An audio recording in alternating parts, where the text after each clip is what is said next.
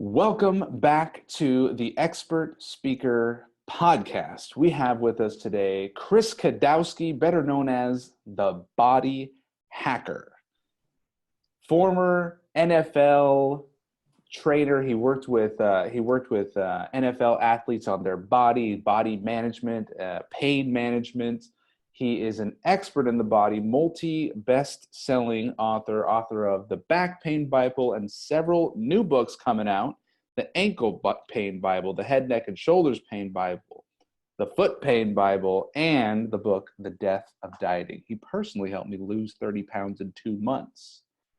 He said, "Hey, I specialize in helping busy entrepreneurs lose weight fast and keep it off and really easy." And I'm like, sign me up for that. I've been 20 pounds over for a long time, 30 pounds over. So Chris is also a speaker at the Expert Speaker Agency, and we are happy to have him here on the Expert Speaker Podcast show. Welcome to the show, Chris. Thank you very much, Majeed. Happy to be here. How did Chris become the body hacker? Man, when I was 19 years old, I quit playing football. I realized I wasn't going to the NFL anymore. So I ended up deciding that if I can't get to the NFL, I wanted to help people get to the NFL. Anytime I am in the gym, anytime I'm working out, it never felt like work. So I quit playing football and I decided to become a personal trainer.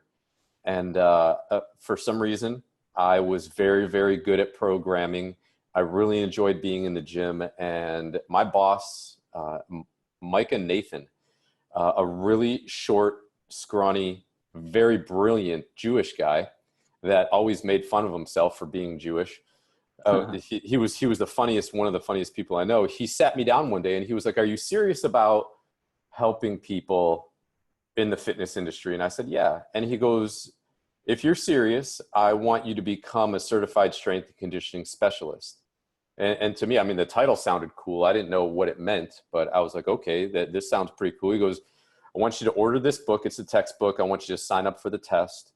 And I'm going to give you my textbook in the interim, and you can start reading until yours comes in." I said, "All right." So I started reading the textbook that he gave me, and I actually finished his textbook before mine came in. Within a week, I finished. It was like a 600-page textbook.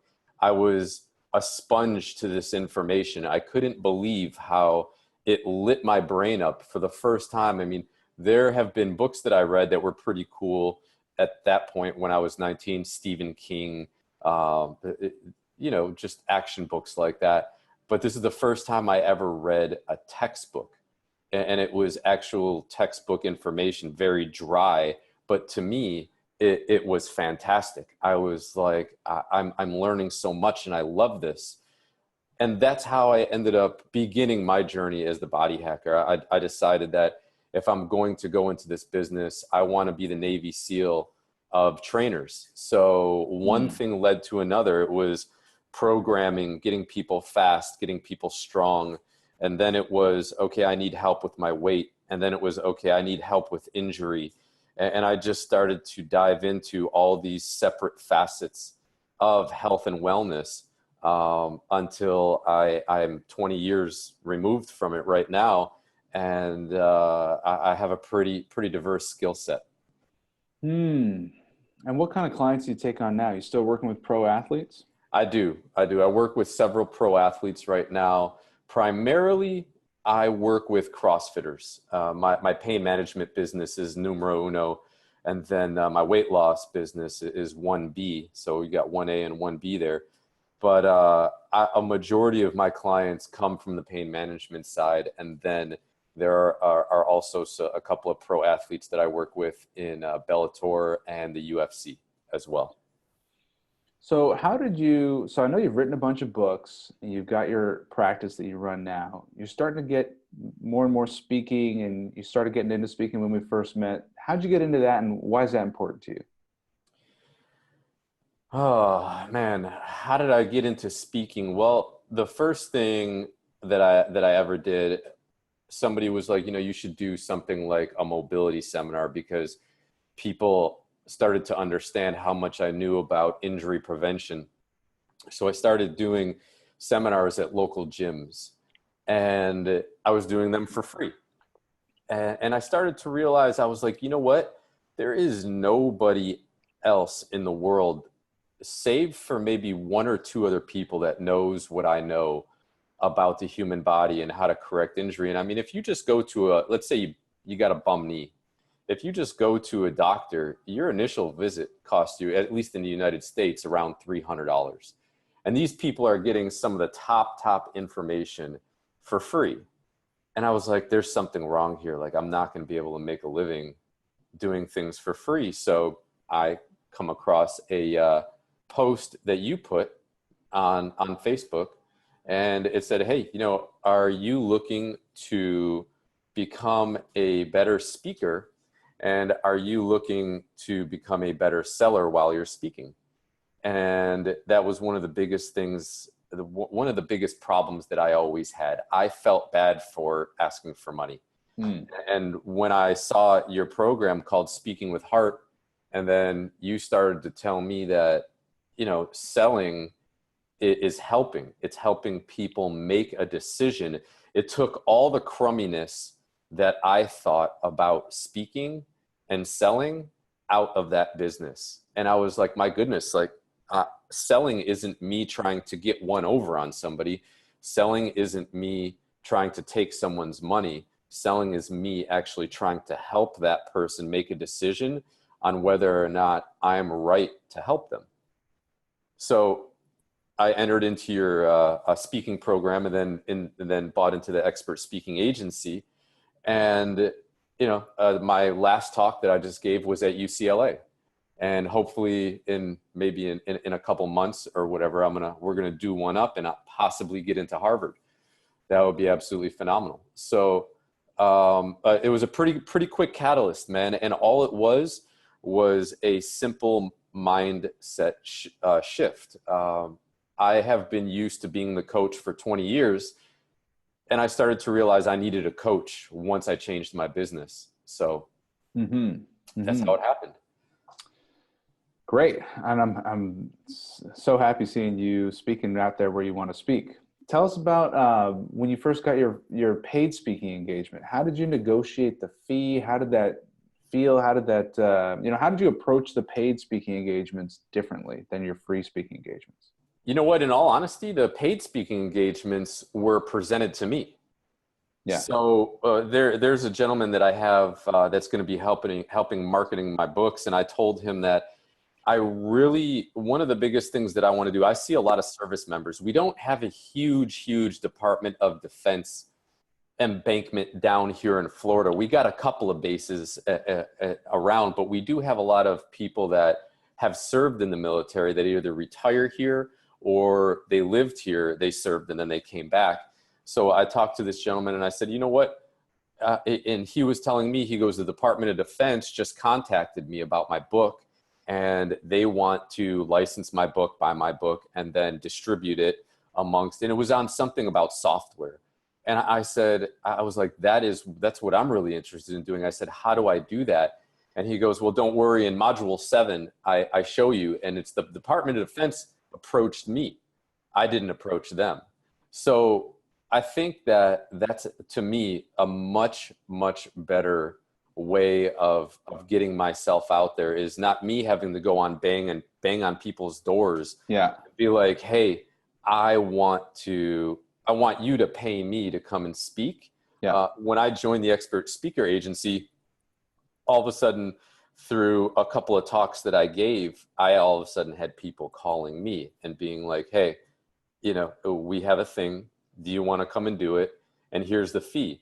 The fees for me right now have been a little bit on the low side, but that's fine because I'm just starting out, and they cover your travel. They pay for gas or a car if you have to rent it, and your hotel and everything like that. So for me to go and speak on a stage and get paid $500, that's $500 for an hour of my time with all my other expenses covered.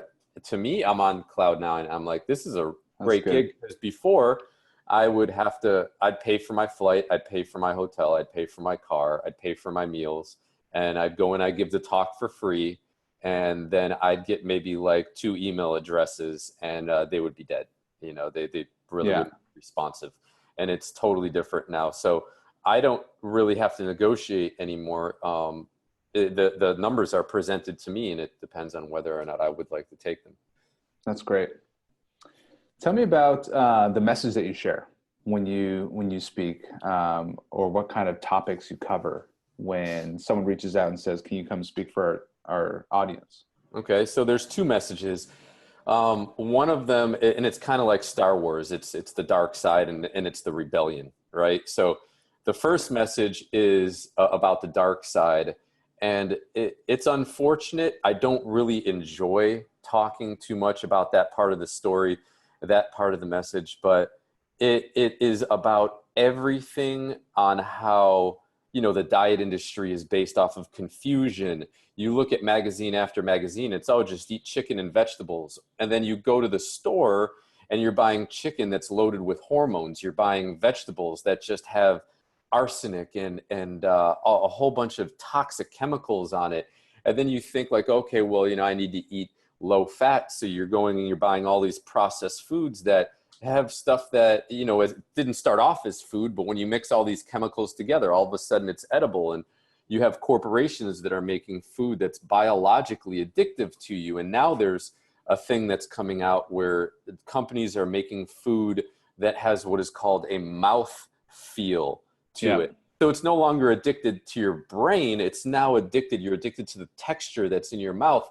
And a lot of people, they're just sitting there like deer in headlights. They're like, I don't, like, what am I supposed to eat? I don't want to eat anything. So the second part of my message, there's a great quote that I really enjoy, and I share at the beginning of every every seminar that I do. True help is not making people fear things. It's letting them know that they're not hopeless. Okay, so I don't want to go into a seminar and just scare the pants off of everybody and trick them into buying into my program. I want to go in, give them hard facts, and say, look, you're not alone. I can help you with this. I show case studies, and I say, look, I've helped these people with the same problem that you have. You're not alone. And that's the rebellion side. That's you have an ace in your pocket. You have somebody in your corner. I'm here. I've been through it. 100 other people have been through it, and there's light at the other side, on the other side of the tunnel, and it's not as hard as you think. So, all right, so you get them kind of stirred up / informed about you know, the trends of the industry, the big corporations and their food and all that, right? And then they're like, well, what am I supposed to do? And you say, well, the good news is I can actually help you, or you're not alone. Right. And then what's been the trend in terms of audience wanting to come up to you and hire you, work with you after that? How does that normally pan out for you? I'd probably say pretty typical along the lines of pretty much everything else, where I get about 10% of people that want to work with me. For the most part, especially with weight loss, with pain management, it's a little bit different. I probably get about 60 to 70 people to work with me for pain management. And then I get probably about 10, 15% of people that want to work with me for weight loss. When it comes to weight loss, they're completely different paradigms.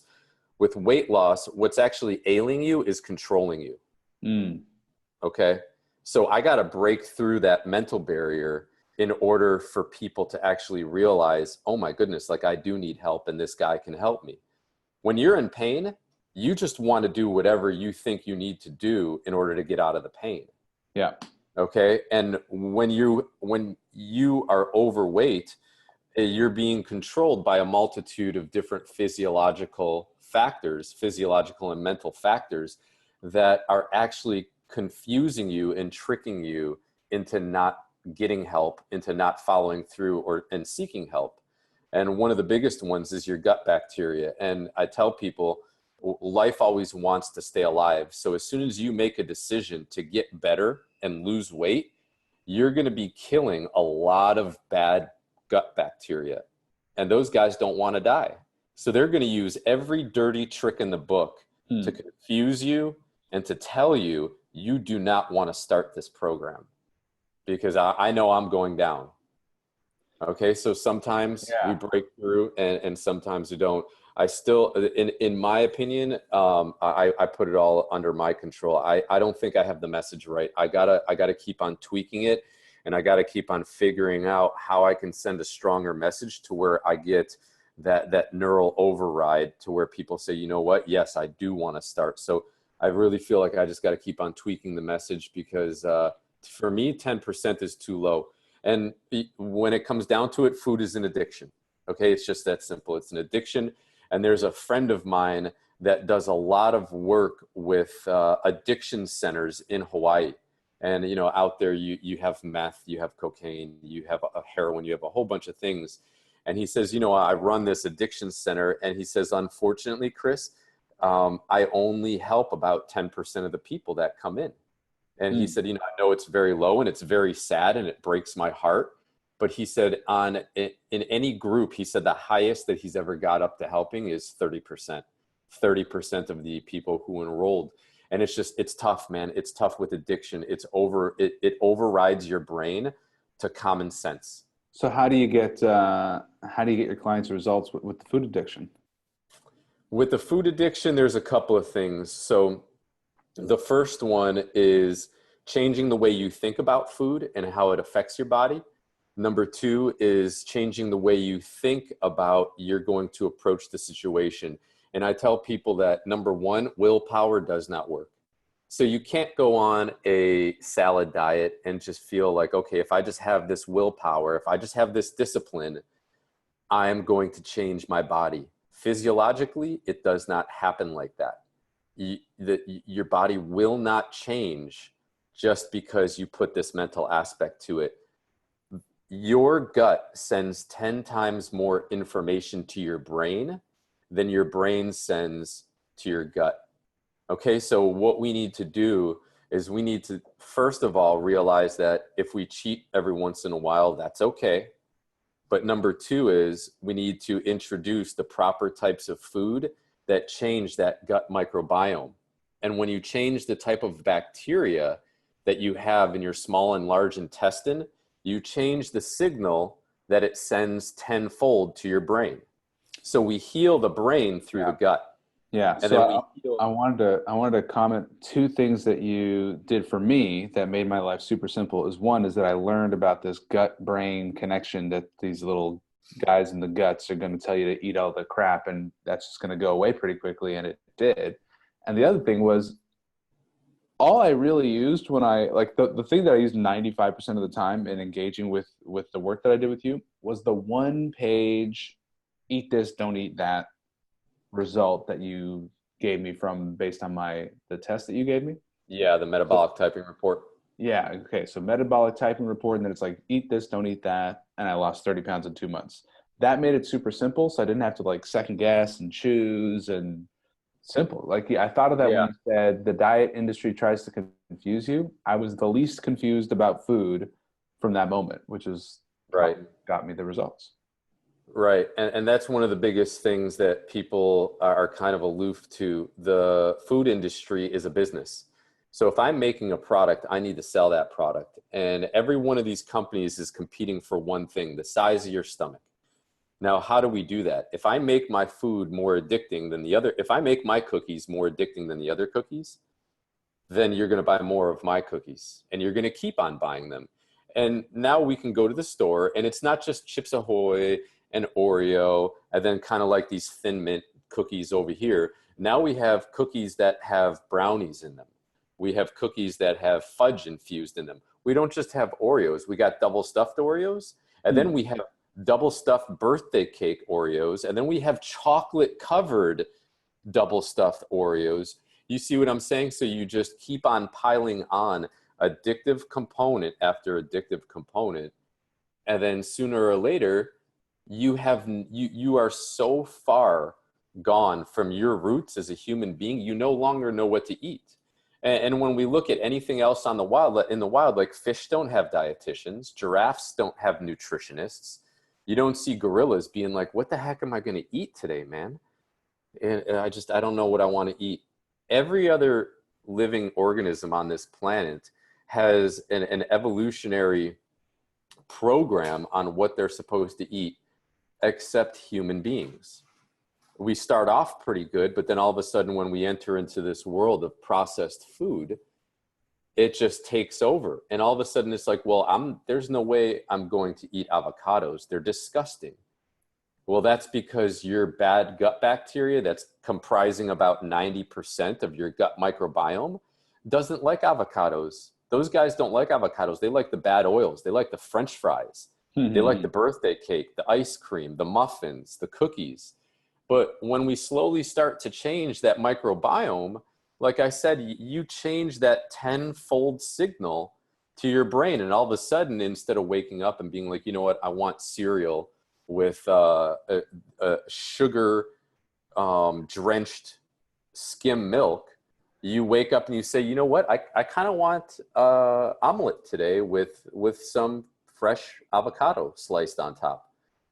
You change the way you think about food. You change your mind through your gut. Yeah, you don't crave different foods. You don't change your gut and your body through your mind.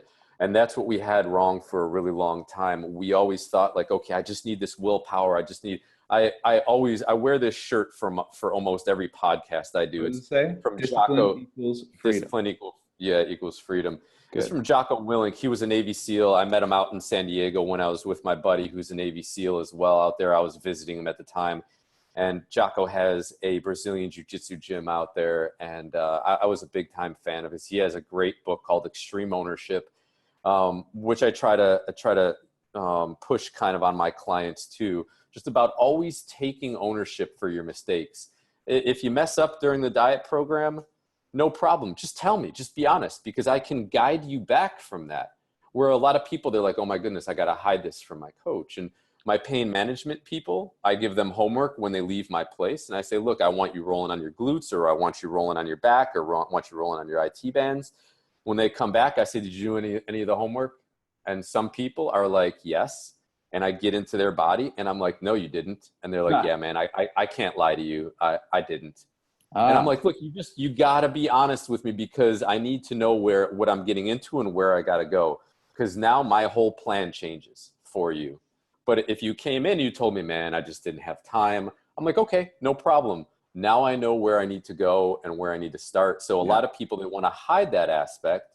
And for me, you need to know, you got to be as honest as possible. Tell me when you messed up, because I can guide you back from that. You're not going to get yelled at. We're all adults a little bit. You end up getting in some of the mindset work and some of the like self-discipline stuff.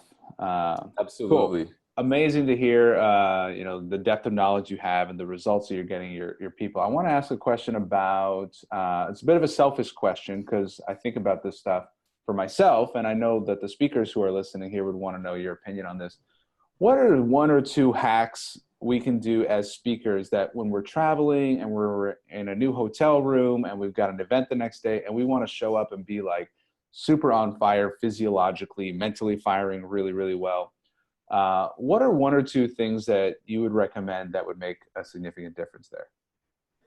So there's a couple of them, man. The first and foremost, it has to be sleep.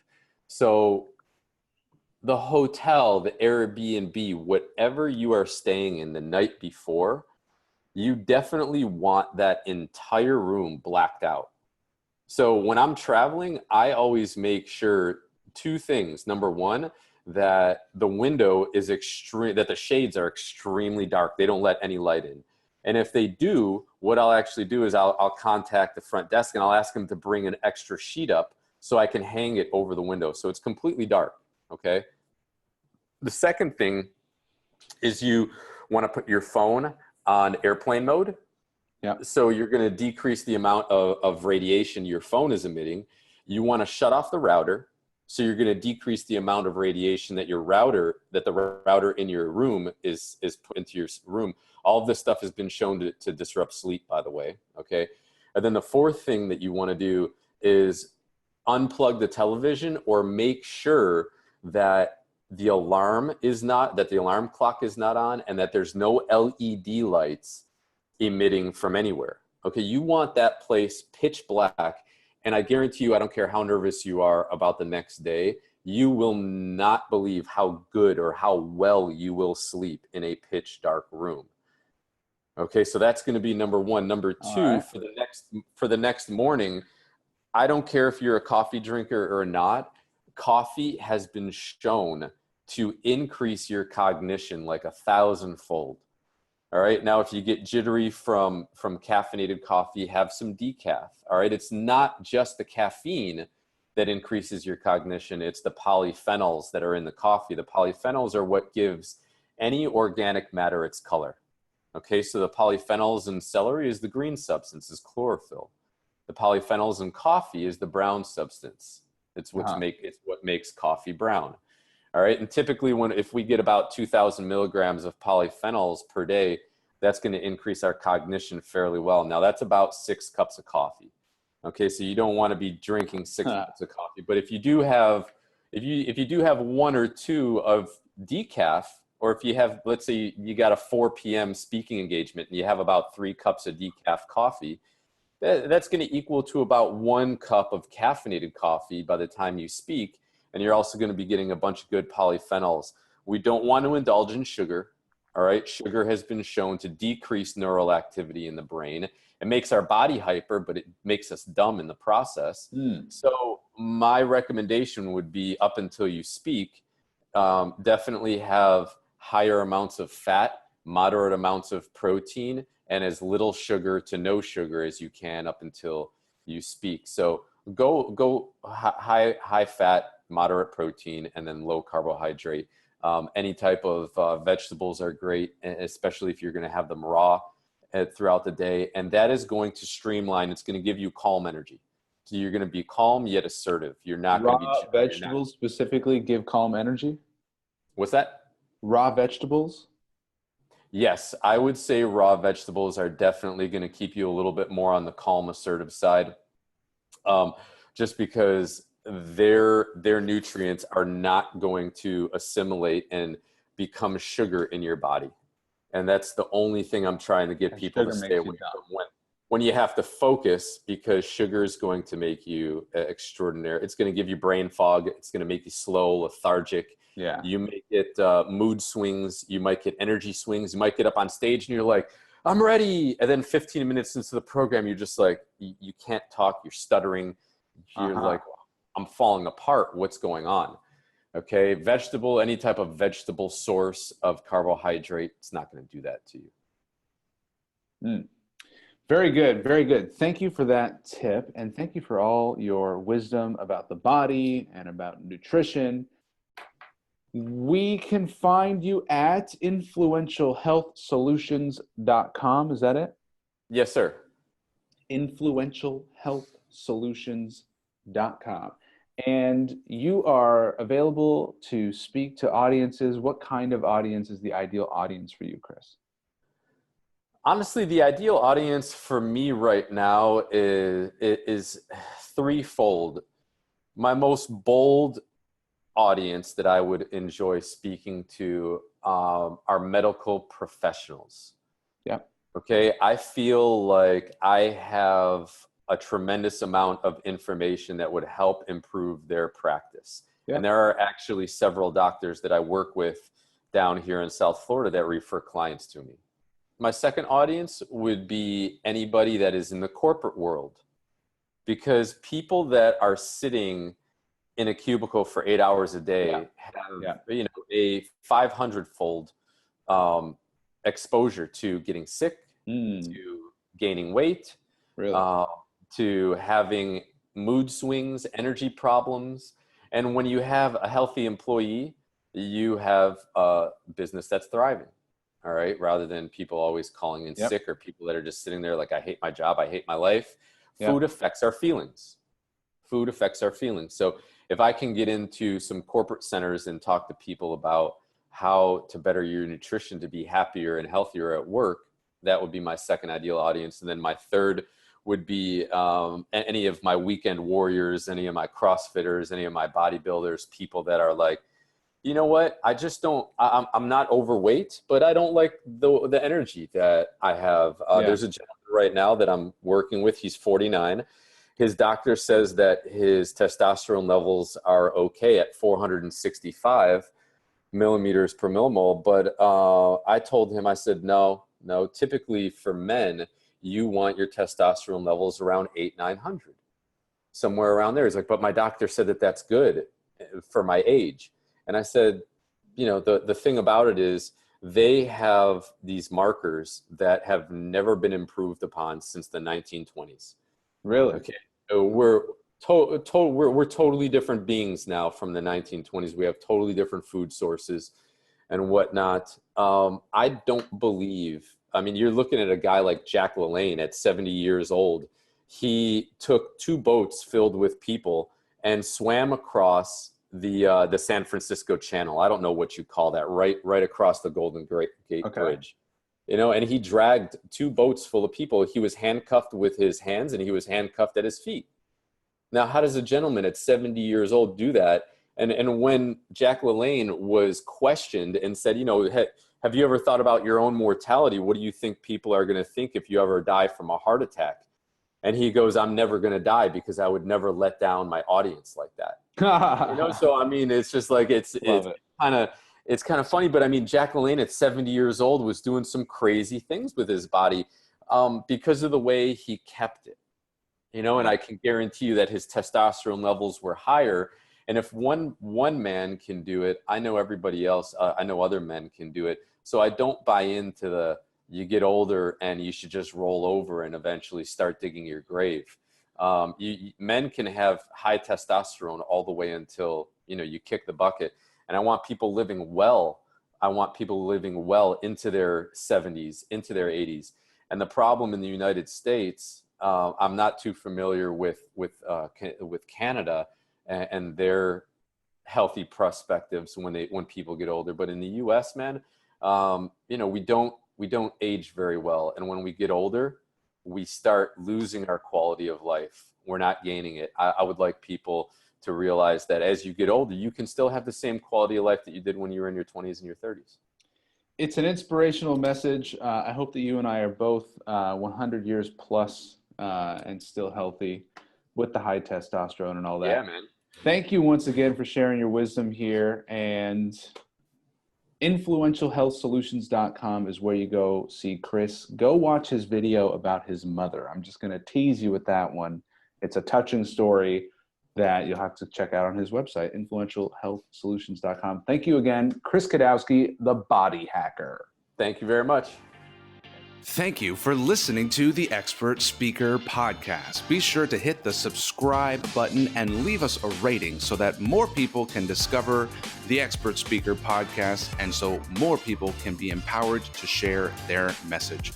Be sure to go to www.expertspeaker.com and take the masterclass to learn how to grow your business and make money speaking. It's totally free and will change your business.